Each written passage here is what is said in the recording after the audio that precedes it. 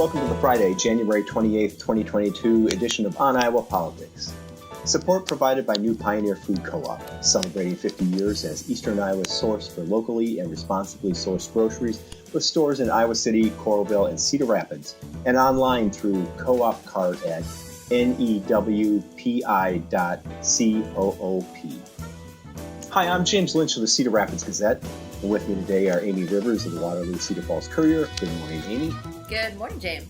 Erin Murphy, State House Bureau Chief for the Gazette. Good morning, Erin. Good morning, James. You can find us on Facebook, follow us on Twitter, and subscribe to On Iowa Politics wherever you find your podcasts. This week, we're going to talk about the flatter, fairer, and vanishing Iowa income tax. Iowa Senate Republicans and now House Republicans have released their respective flat income tax plans that they say would be fairer, shrink Iowans' tax bills, and eventually phase out the state income tax. Erin, it sounds like the Republicans are not in total agreement.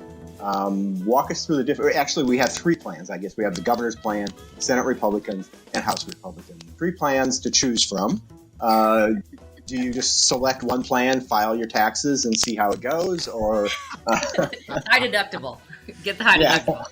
It's a tax plan buffet. You get to come up and pick which pieces.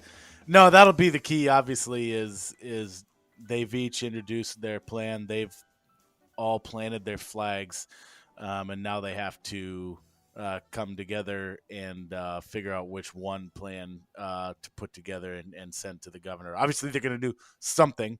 What it will look like will probably be a little bit of a mix of these pieces. So just to go through them as quickly as possible so we don't lose everybody on the podcast in the next 30 seconds. We love taxes. Talk about taxes. Right. With us. On line 61A. Well, let me tell you, as he cracks his knuckles, and so they all reduce the income tax. The governor and House go to 4% for everybody. They all go to a flat income tax. Governor and House go to 4%. Senate goes to 3.6, a little lower. They all eliminate the income tax on retirement. So that's the one piece that they all did similarly. Governor and Senate reduced the corporate income tax rates. The House left that alone. And then the other big difference is the Senate version has a mechanism that kind of shifts some taxes around, some existing taxes, and puts some of that towards the Conservation and Water Quality Trust Fund that was created 12 years ago now and has never been filled. So that's the one key difference of theirs. The other thing I should circle back to on the personal income tax, the flat taxes I was talking about, and James touched on this, they all reduce it, governor and House to 4, Senate to 3.6.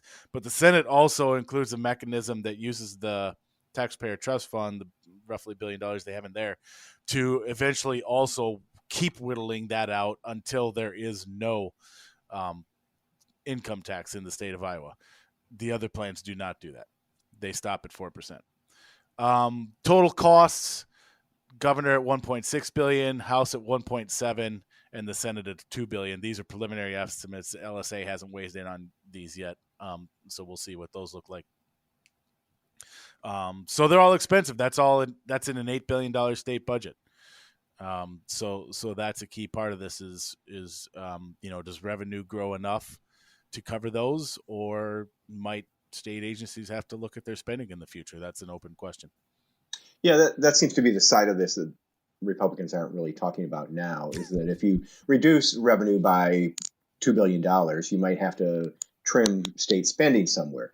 Now, state revenue, I think last year was somewhere around $9 billion and an $8 billion budget. So obviously there's a surplus there. But if you keep reducing the income taxes, the revenue, they may have to adjust that. Republicans really have never been opposed to reducing government spending, but where you reduce it and how you reduce it, that's where the rub comes in. And Erin, as we've seen in previous years, when Republicans have proposed tax reductions, the House and Senate aren't necessarily on the same page. It drags out all session, and then you get to the end of the session, or maybe beyond the end of the session, and they're still trying to work out their differences. Now the governor's plan is slightly different. Are we going to see a big wrestling match out in the rotunda to settle this come April? God help us if we do.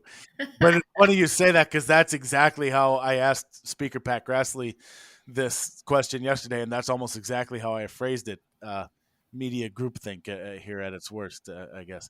I said, is this something that's going to be done sooner than later this session, or is this something that's going to be holding up Sonny Dye? And he said that he thinks the fact that everybody has their plan out early, that's what they're all talking about right now, and emphasizing he takes that as a positive sign that things could move. And there may be something to do that's fair. He's not wrong.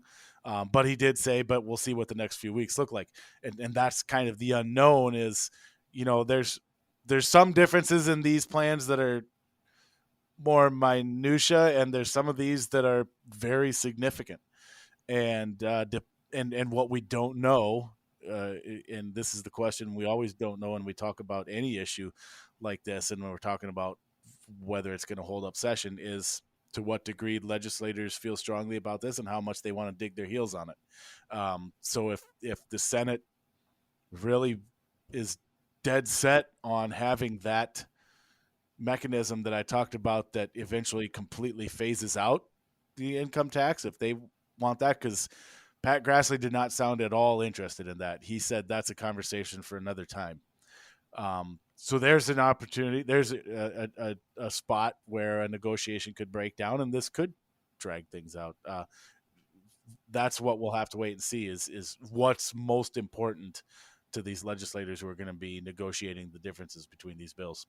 And it seems in previous years when they've gone down this path, there is sort of this pride of authorship that neither side wants to really. I mean, they're all Republicans. They all agree on they want to lower taxes, but they don't want to give up anything they put in their bill. And so it takes a long time for them to reach an agreement on this. Amie, and I'll say, go ahead. Sorry, Erin. I just wanted to add to that, because the other interesting thing about this to me this week, with the Senate announcing their plan on Wednesday and the House on Thursday, is how quick they both were to say ours is very similar to the governor's. They both wanted to stake out that ground, which was very interesting to me, as it kind of sounded like a pitch, like, you love our plan because we were the one that we're us and the governor are on the same page here. So that was two against one. Right. Amie, as Erin mentioned, the Senate Republicans threw in this sweetener in their plan by saying they'll shift some tax money into the state natural resources and outdoor recreation trust fund, which nearly 2/3 of voters approved back in 2010. Is that enough to get people on board that may not be wild or crazy about a flat tax, but the clean water folks, the tree huggers, are they going to get on board if the Republicans fill that trust fund? No, I think would be the short answer. I know that it's definitely been something that the Iowa Environmental Fund's been pushing pretty hard, and obviously some other key constituencies would be excited to see this fund actually have money in it. Like, ooh, the fund that we approved so many years ago, 12 years ago, is now being actually funded, which could make a difference if you like the outdoors and the water and being clean. But that having been said, that's not going to be enough. You're not seeing, legislators talking about, well, if only they fund the outdoor trust fund, then I'll get on board with this tax thing. They're really talking about the bigger issues here, which is that much money taken away from the state is going to massively affect programs. And I don't think giving, part of it to the outdoor trust fund is going to change their minds on that. And if I could add to that too, James, the other part that will make it hard for even the folks who have been wanting this to happen for a long time, that will make it hard for them to get on board, I think, is the method in which the Senate's doing. It's a little bit of, if you've heard that James and Amie and I have heard this a billion times because we cover this every day. If you've heard the term shell game, that's how Senate how Democrats are going to describe this, because it's kind of taking one tax from here and then putting another tax over here, and so you're taking from one pot to put it in another. Sort of, they're not adding a new revenue stream here. Is the point I'm trying to make in order to trigger this water and water quality and conservation funding, which is what advocates are asking for. They're kind of moving stuff around in the existing monies, and trying to be clever about it that way. And I think that will make it hard for advocates to get on board with it too. Erin, have cities weighed in, because this would affect local option sales taxes, which a lot of cities rely on? Have they weighed in on whether they think this is a good proposal or it's going to cost them money? I haven't heard from them yet, and that's going to be really interesting to hear how they feel about this. And this is about the Senate plan specifically. I'm really looking forward to that first sub to hear what local governments say. And here's why. And God, I apologize a second time on the podcast for having, because the background here is just so mind-numbingly tedious and confusing, but important. So the Senate plan essentially eliminates the local option sales tax, which is called lost, and that's 1 cent. But then it turns around and raises the regular sales tax by 1 cent to essentially replace this. And this is the shell game I was talking about earlier. And then they're going to take that new 1 cent sales tax and put 5/8 back to local governments, like Lost did, and then 3/8 to the Water Quality Fund. And then in order to keep local governments whole, they're going to take that missing 3/8 and plug in general fund funding. So theoretically, the way I understand it, yeah, exactly. Thank you, James. So theoretically, the way I understand it, local governments should be made whole. They should come out the same as they had it with Lost. Now, maybe I'm not fully appreciating what's going on, and that's why I say I'm really interested to hear what local governments have to say about this, whether they believe that it actually will work out that way. I hope everyone's taking notes, because there's going to be a quiz at the end of the podcast. And if you pass, you'll be a qualified tax preparer. All right, we're going to move on to something a little easier to understand now. Oh, thank God. We're going to talk about birds. Specifically, 2 birds. Hyperpartisan politics are increasingly on display at the Iowa Capitol, and this week it was conservatives rallying to take back our government, which is kind of ironic because, at least in Iowa, they control our government. It's theirs. But their target was Washington.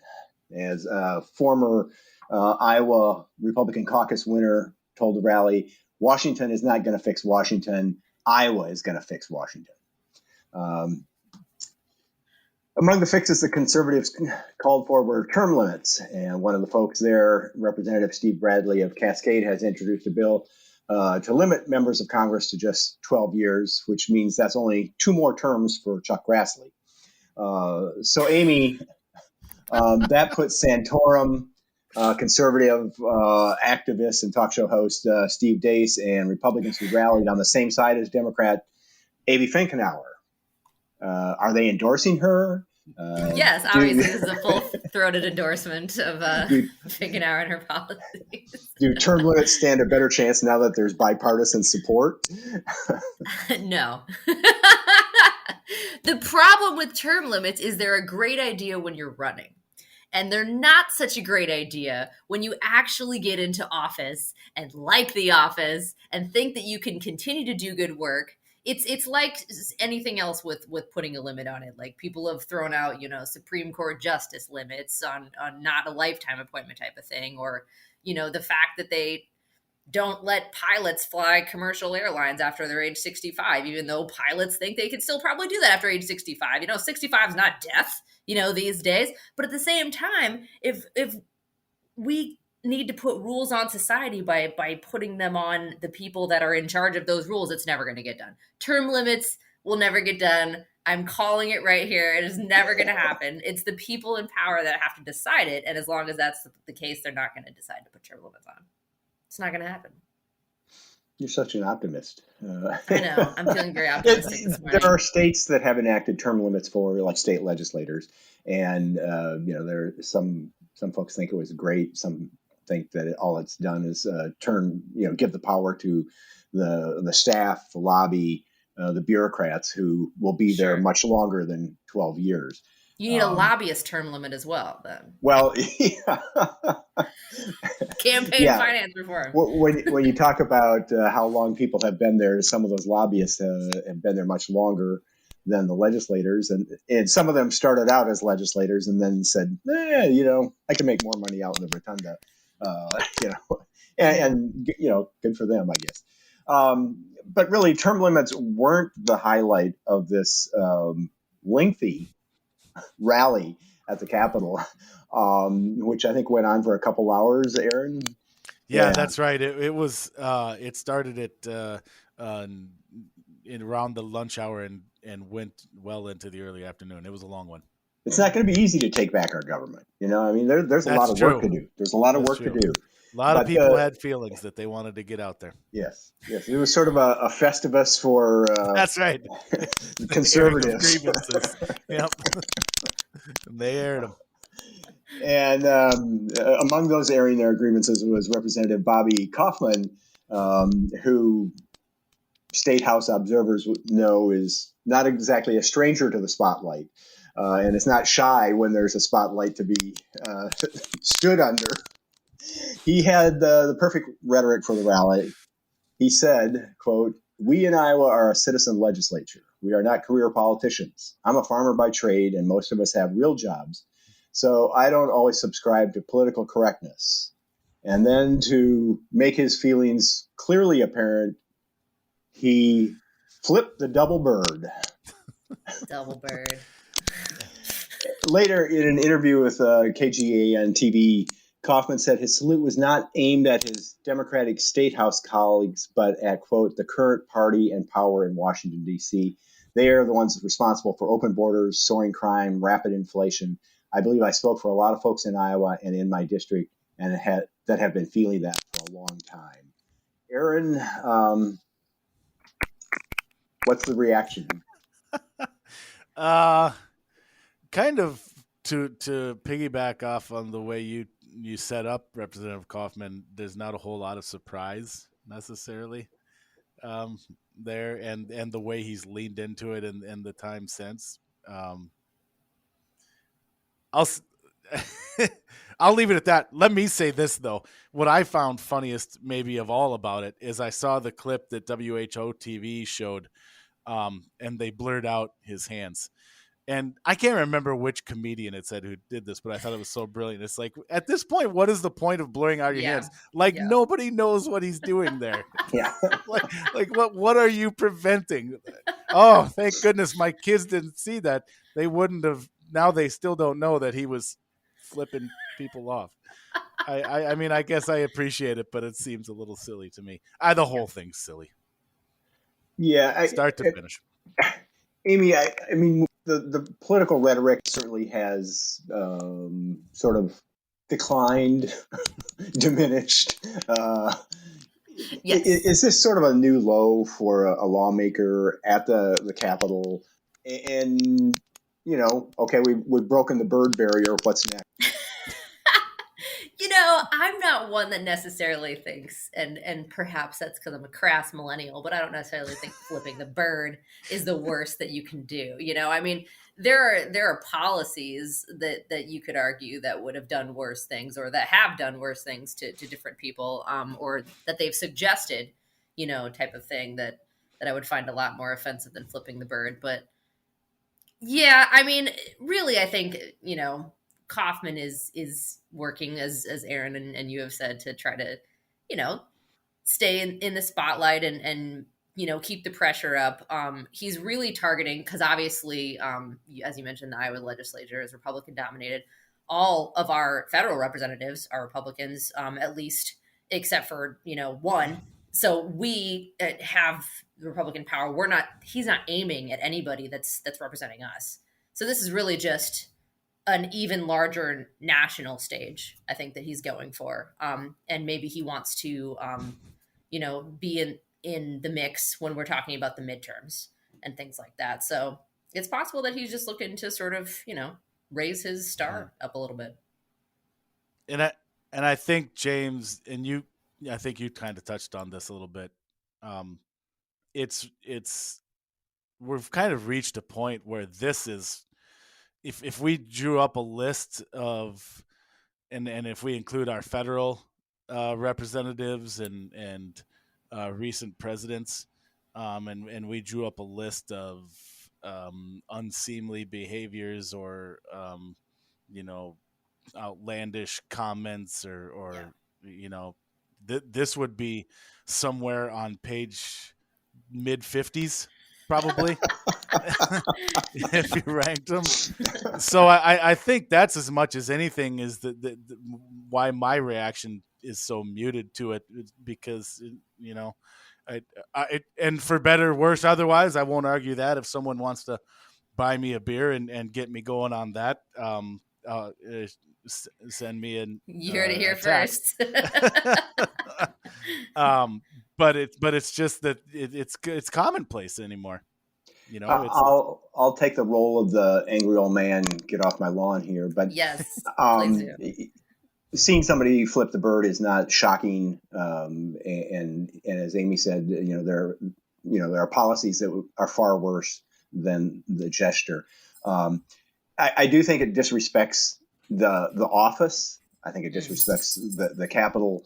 And I think it just coarsens, continues the coarsening of political rhetoric, which is really unfortunate. What's going to be interesting, and I keep checking my inbox, expecting, an email from the Iowa Republican Party calling Kaufman out for his behavior, as they called out Abby Finkenauer for using, what was it, damn, hell, and jackass in her comments. Bobby, I think, it's at least as, what do you want to say, offensive as those words. Right.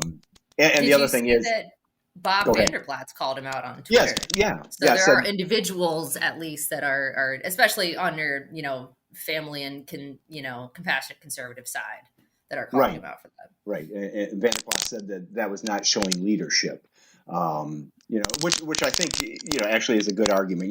If you want to make the argument that folks in Washington aren't doing the right things and they've let us down the wrong, you're fine. I think in a way that then ending your comments that way sort of, negates what you've just said.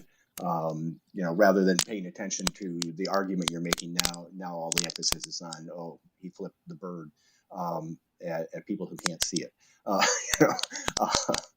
And also, we have the situation where, he's the son of the chairman of the Iowa Republican Party. Interested in what the conversation has been like since that rally. You would like to be a fly on the wall at that family dinner? Yeah, because I'm sure it would be a very spirited conversation. It also raises the question of, go ahead, Erin. Yeah.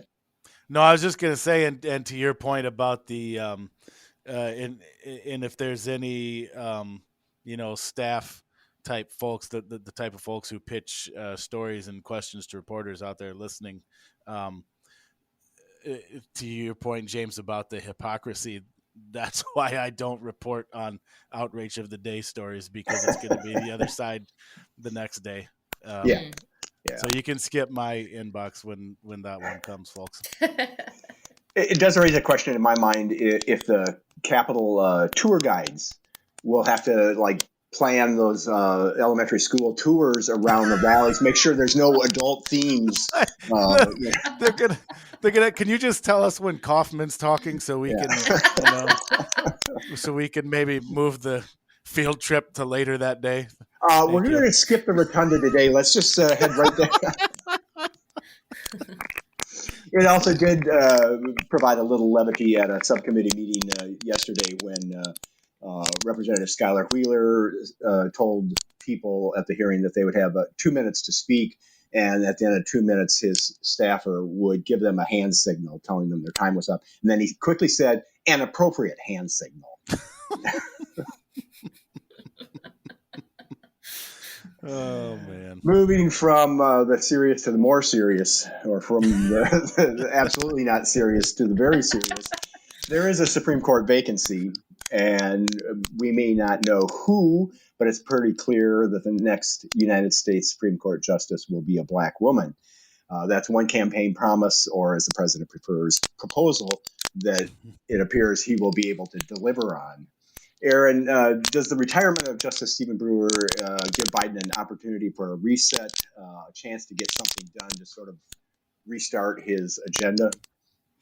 Yeah, to a certain degree, without a doubt, because this is something that they will get done. I mean, there's no doubt about that. I mean, very, very little. You never say never, I suppose. So yeah, it's something that they'll be able to look back and point to, and maybe feel, especially those within their party, get them feeling a little bit better about the president and his agenda moving forward. Whether that has any coattails and creates any momentum, I don't know. Probably not a whole lot. But look, that you got the infrastructure bill done, which was a huge deal. As the people of Pennsylvania now know, with their bridges literally falling apart just before the president arrives. Hat tip to Amie for pointing that one out on Twitter this morning. Those pictures are insane. Yeah, I'm sure everybody will have seen them by now. Yeah. Wow. So the infrastructure bill was a big deal and a big success. Build Back Better obviously ran into a wall, and they're taking a second different approach at that. So this gives them something to put in the win column, so to speak. So yeah, so it's like I said, does it move the needle as far as his approval rating? Does it mean Build Back Better all of a sudden picks up steam? I don't know about any of that, but at the very least, it gives them one in the left-hand column, as Bo Ryan used to say. It was interesting to me that, within, an hour or 2 hours of the announcement that Breyer was retiring, Glenn Hurst, who's running for the Democratic nomination for U.S. Senate here in Iowa, seemed to have won the race to be the first candidate to comment on the Breyer vacancy and called on Biden to nominate a Black woman, which the president had already said that he was going to do. It took others, I guess some of the other candidates waited, sort of deferred to Breyer to officially make his announcement before they commented on the vacancy. Amie, we expect that Republicans will put up some sort of a fight on the nomination, if for no other reason than for appearance sake, and perhaps for the fundraising, opportunity. But and Senator Chuck Grassley, who sits on the Judiciary Committee, said that he's looking for a nominee within the legal mainstream to attract, to get his support before he would support the nominee. Is this a battle worth fighting if Biden has the votes that he needs? How much ammunition should Republicans spend on fighting this nominee if it's a done deal? I wouldn't worry about it. I mean, he's replacing like with like, right? So Breyer's a reliable, liberal voice on the Supreme Court, and so will this next nominee be. So I'm sure that, maybe they'll grumble about it, but then they'll be moving on. I think they're pretty eager to keep hammering, the policy spending that's being proposed and that sort of thing that's getting them traction, inflation. These are big issues that are affecting people's pocketbooks right now. So I think it's really only an issue within that narrow beltway. So I think they probably, I wouldn't expect them to put up a giant fight. It seems like they're almost better off saying, hey, see, this is what happens when Democrats control the Senate. This is what happens. The president's going to keep sending us these liberal, out of the mainstream, judicial nominees. Give us a majority and we'll give you more Brett Kavanaugh's Amy, Tony Barrett, Barrett, Conan Barrett, and Neil Gorsuch's. The. I think you're right that it'll be a good fundraising appeal. I've already gotten fundraising emails about it, actually. Not that they're necessarily saying anything, just that, Biden's going to put another liberal judge on the court. So, we're going to need all the help we can get to stay back. And, but they've, again, still got the 6-3 majority. I think it's pretty safe. Nobody's really worried about it. I think it's probably just the manufactured worry, like you said, to sort of drum up interest and money. Yeah. It's not going to change the balance of the court. And Biden may get more pushback from the progressive wing of the party if the nominee isn't sufficiently progressive. That's actually true. Yeah. And a lot of the nominees, especially his front runner right now, is, that very traditional, Harvard graduate, DC circuit judge, type of thing where you could really see a lot of pushback from progressives. But I think in the end, that's all going to be, sort of coming together as well, because they know that they still need those three to keep squeaking by. Yeah. Yeah. All right. Well, that's it for this edition of On Iowa Politics. If you enjoy the podcast, tell a friend and subscribe to us wherever you find your podcast. Send your fan mail to podcast@thegazette.com. Don't forget that the work of everyone you heard today can be found on the pages and websites of the Quad City Times, Waterloo Cedar-Falls Courier, Sioux City Journal, Mason City Globe Gazette, Muscatine Journal, Council Bluffs Daily Non-Pareil, and the Cedar Rapids Gazette. Jordan Sullivan will take us out. If you know an Iowa band and musician who should be on our show, send us a sound file and subscribe to On Iowa Politics. For Erin, Amie, and our producer Stephen, I'm James Lynch. Thanks for listening. Be well.